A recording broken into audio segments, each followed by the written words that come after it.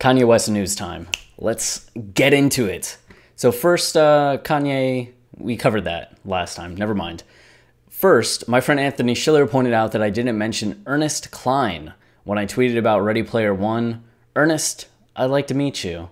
It's nice. I don't know if Ernest responded, but it's just Matt Bentley. You could say you're earnest to meet him. Nice. But dude lives in Austin, so it would be wonderful if he invited Kanye out to Austin, you know? And then Kanye was in Austin, maybe did a concert, maybe came onto the podcast or YouTube channel and talked to us. Creating a universal language is super fun. I think that might be in terms of fashion, his thoughts on fashion, and that fashion is a universal language, but I don't know, maybe Kanye really is just coming up with a universal language, and that's what he's doing in his spare time. He just tweeted this video. When you work on our shoes, apparel, and accessories, I just think, if this thing was chasing you, what do you want to be wearing? When we work on our shoes, apparel, and accessories, what do you want to be wearing if this thing was chasing you? And this is this Atlas robot from, I think it's Boston something or other is the company. And it's absurd because I've been seeing videos of this thing for years. And the initial video that had people first making these jokes about like these robots chasing you was just this thing walking, like just trying to walk across the fucking room and them kind of pushing it with a broom very aggressively, knocking it off balance, and it being able to stabilize itself, Boston Dynamics, being able to stabilize itself and keep going. And that in and of itself was frightening, but to the point now where it's jumping up and down on shit, doing backflips. We're not far off from, there. That's better. At least it's still falling the fuck over. And you can see that I like to watch a lot of Craig Ferguson videos. He's still the best late night host to me, and his conversational style and way of guiding the show was just so refreshing, to the point where I still study what he did and how he did it and how he kept this non-format that was so fresh after years and years. I miss that guy. Then he tweeted Sarah Connor, which is just in response to the Boston Dynamics video. Sarah Connor being from the Terminator series, Terminator 1, Terminator 2, and then kind of in some bad movies. So that was it for Kanye's tweets. One of the interesting, I don't know how interesting it really is, but Jimmy Kimmel talked about his perspective on Kanye not answering the Trump question when Kanye was on. I saw Kyle Eustace wrote this, and it just made me laugh. I don't know if you watch Blackish, I think you'll immediately get the joke, but I read his name, I was like, Eustace. Watch Blackish, you'll get it. Or just Google Blackish and Eustace, and you'll get it. So Kimmel said, I think Kanye is kind of in a perpetual state of being interviewed, and he shares his thoughts constantly. So the idea that he needed to come up with the answer right there on the spot isn't necessarily something I agree with. I think that's fair. Like, at least Kimmel did his due diligence of putting the thoughts to Kanye in that public format and getting Kanye to consider it. Does Kanye answer right then and there? No, but does it mean that Kanye may have an answer the next time he's asked about it? Or the next interview he gives, does he talk about it more than what he did before? I mean, that's kind of how this process goes, right? Some of the things we heard him talk about on Charlemagne, we heard him talk about on TMZ, which those interviews came out the same day, but they happened weeks apart. And you can see some of those thoughts gestating, changing, being talked about in different ways. Same thing with what he talked about on Kimmel. There were extensions of what he talked about on Charlemagne, on TMZ, on the album, and they refine, they blossom, they change. So I think the same thing's going to happen here, and Kimmel's well-versed enough in how interviews go and the processes of celebrity commentary that he's being polite about it, I think, and giving the benefit of the doubt. I think he doesn't feel the same type of pressure that most people feel in a situation like that. And I think it's a question that I hope he will answer eventually, but to force an answer out of somebody isn't necessarily the way to go. Kimmel also cited time as an issue. He was given an 8-minute segment, but they were already at 10 minutes when he went to the commercial break. He then addressed why he didn't pick up where they left off when the break was over. It wasn't necessarily a conscious decision.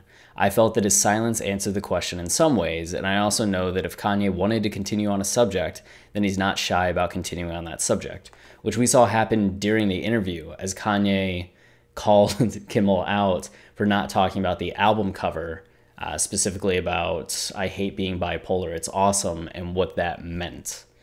I also had a lot of areas I wanted to cover. I didn't want to spend the whole interview on one thing, which, as somebody that interviews a lot of people, I get that as well. And then it just recaps what Kanye said about the subject. Oh, this was good. Marlo wrote, quite the article. The problem with Kanye's casual endorsement of porn.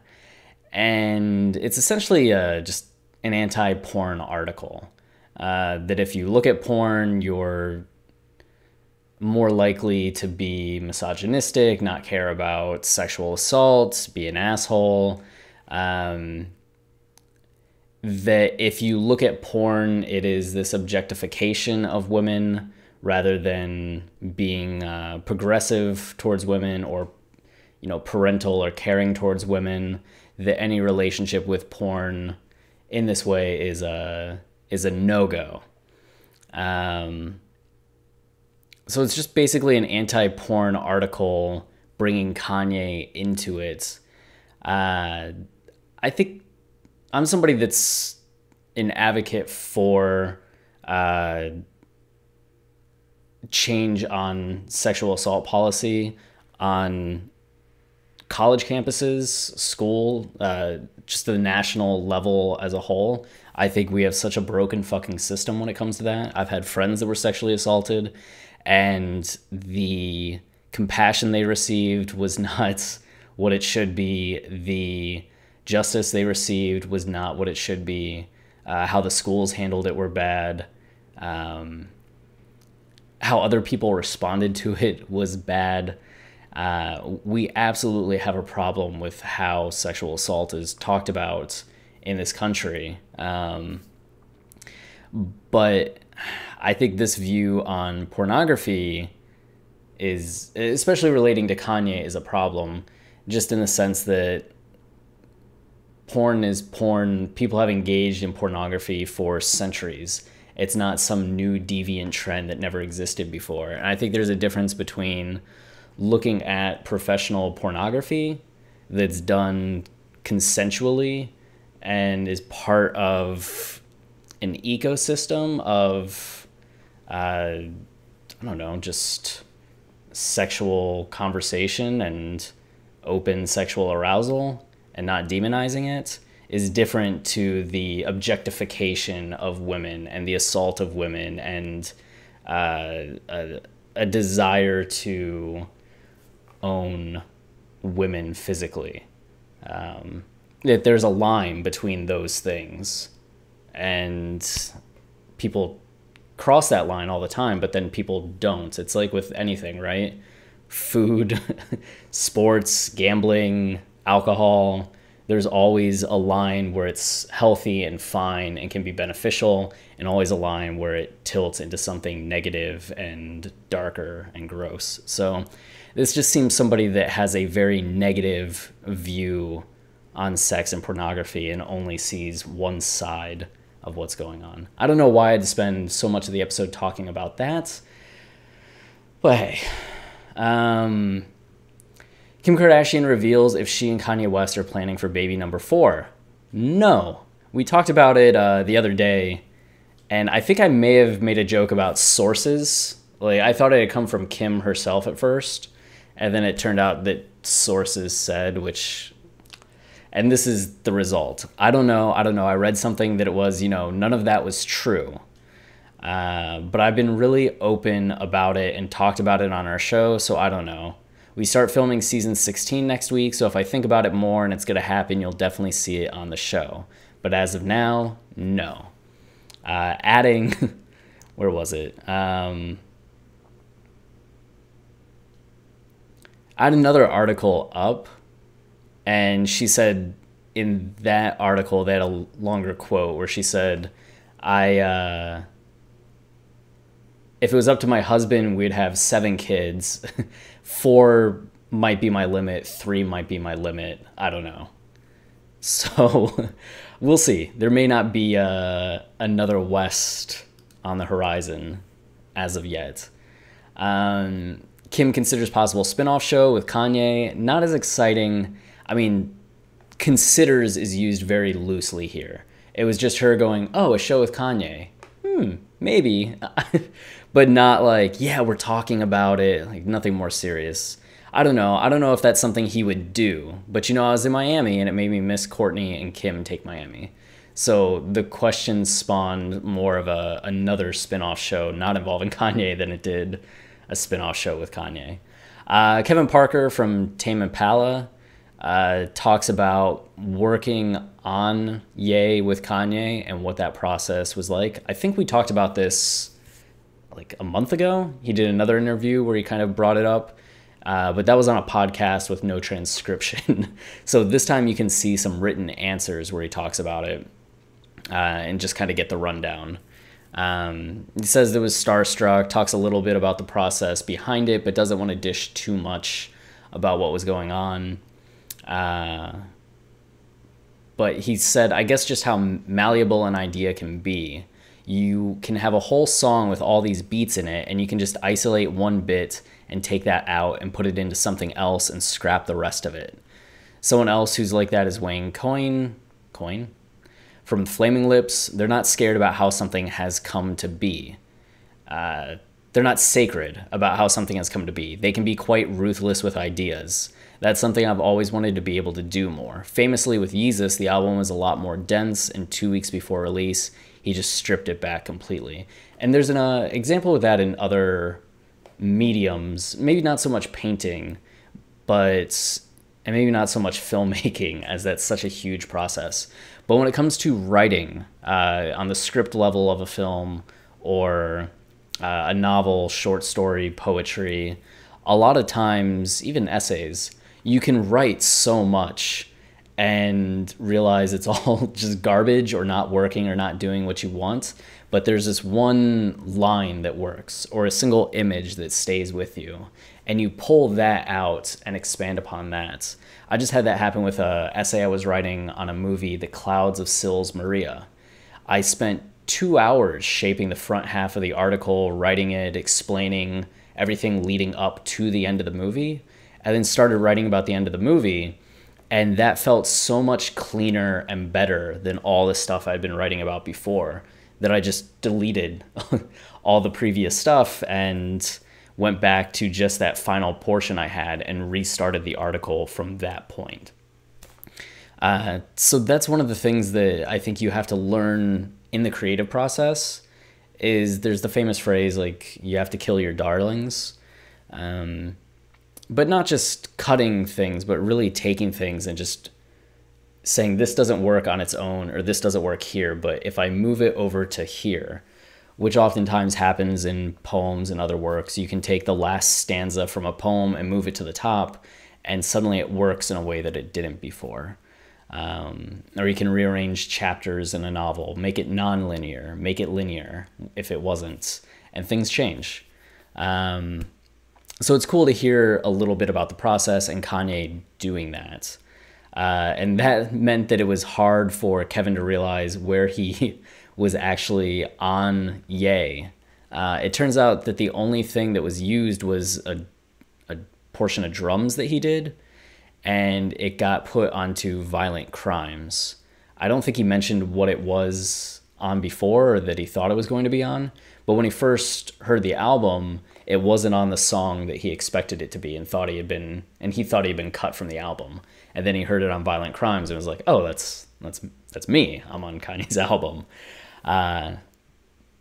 But fascinating. I feel like we've learned more about Kanye's practices on putting together an album with Ye than we did at any other point in his career, which I think is cool for people that just are Kanye fans that are curious about the process, but also for creatives who are inspired by Kanye, want to emulate Kanye, and I said emulate, which is like submerge in fire, emulate Kanye.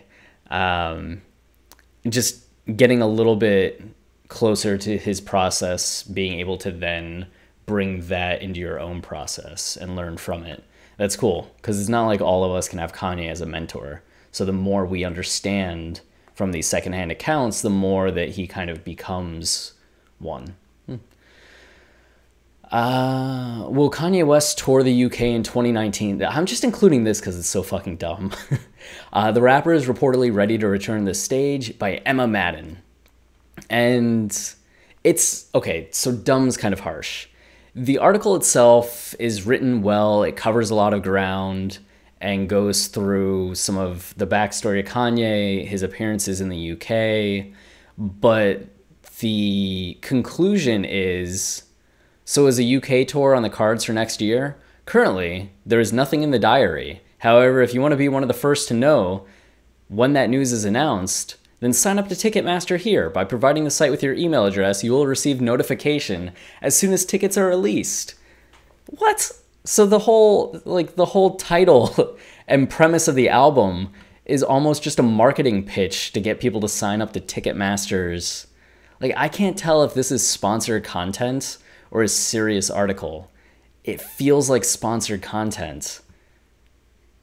I don't know, Bustle. I think he can do better. Billy Corgan could record with Jerry Cantrell and Kanye West. Yo, on the one hand, I love some Smashing Pumpkins songs. And I love what Billy Corgan tried to do with TNA, Impact Wrestling, and what he's done with NWA. Is that what... I think that's a wrestling organ. I get all the territorial wrestling organizations confused sometimes. But he's been huge in the wrestling community for years. And I like that he answered this question on an Instagram Q&A. If you could collaborate with any current artist, who would it be? And he said Kanye or Jerry Cantrell. And he said that thoughts on Kanye West and his career since Yeezus, which seems like a loaded question. I get automatically defensive that somebody's like, yeah, Yeezus sucked and everything else has sucked. So like, I want you to say that it sucked. But maybe it's just somebody that recognizes the brilliance of it and is hoping Corgan does as well. And Corgan did. Brilliant and meteoric. Yes. Good job, Billy. So Billy's wavy. And then for anybody curious, so I've mentioned a few times on the channel that we had talked to somebody that was on the audio engineering team that worked on Ye and helped write on KTSE. They got a lot of behind the scenes information on the album, on the process, and they were nice enough to share a lot of that with us back in June when the albums were coming out. And he was nice enough to actually take over our Reddit account and answer a bunch of questions that our Kanye users had. So Travis had actually gone in and started answering a lot of questions just based on our experiences talking with the source. But some of the questions we just couldn't answer. And the source, going by Polo Pablo, which was a phrase that Kanye himself coined, went in and answered a lot of these questions. So if you want to get some behind the scenes information, then this would be a great place to start. In fact, as I said that, I should probably just make a video on this that's detailing a lot of these questions and the answers, so you all can just listen to me without having to read. If you prefer that, I can imagine there are a lot of people that would not prefer that, but hey. And what's the last thing? Oh, yeah, that. Kanye West, no slides, no Kim, no problemo. Who writes these?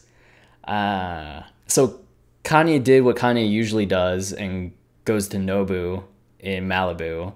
And a lot of the time for his picture, he's just been, hood up or walking and hasn't been interacting with paparazzi. And here he just decided to do a tongue out dual middle finger picture, which, go Kanye. You do what you do. I hope the meal was delicious. And, I hope you just had a good week. And that, speaking of a good week, that does it for our week of Kanye news. I'll be back Monday covering the weekend. Please subscribe as slowly claw and scratch trying to get to 1,000 subscribers. Maybe we won't get there, maybe we will. But if we get there, we can monetize the channel, which, a nickel here and there would be nice. But thanks for watching, and tomorrow our Reborn bonus episode comes out where you can hear mine and Travis's favorite lines, the moments on the song that made Travis and I go, wait, Kanye, what? And then our ranking of all the songs we've covered, which I think we've done 97 songs. And tomorrow we're recording our Ghost Town episode. So look forward to that next Tuesday. And, oh my. All right. See ya.